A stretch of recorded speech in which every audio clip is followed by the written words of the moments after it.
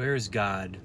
Where is God? If you kind of get this part down, it's sort of like the root of the tree that allows all the other parts of your life, or like the branches and leaves that allow the flower and bloom when you have this root connection happening.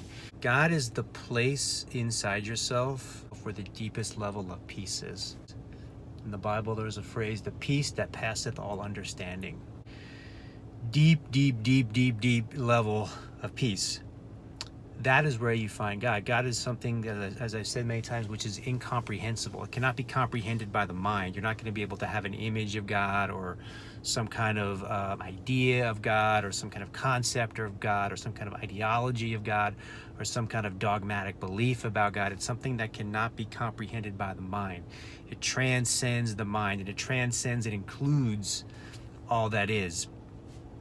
However, it is clear that there's this deep sense of peace where God resides, because God transcends and includes all things. But because God is transcendent, there is this deep sense of peace regardless of what happens, regardless of what comes or goes, regardless of what appears or disappears, regardless of what emotions arise and fall, regardless of what thoughts, feelings, sensations arise and fall, regardless of what universes appear and disappear. God is the eternal. God is the timeless. God is the preeminent. God is the unchanged.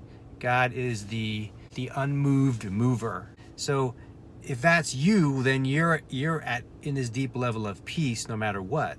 So then the next thing is, if we're in pure devotion to God, which means give it all to this deep level of peace, give it all to this deep level of stillness.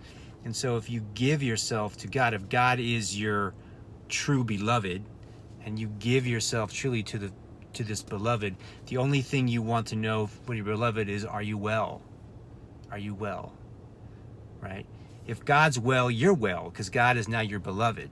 So you want to know if God is well. And the amazing realization is, God is always well. If God isn't always well, then God isn't God.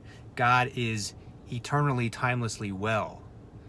And so your beloved is well. So if your beloved is well, then you're well. If my beloved is well, then I'm well.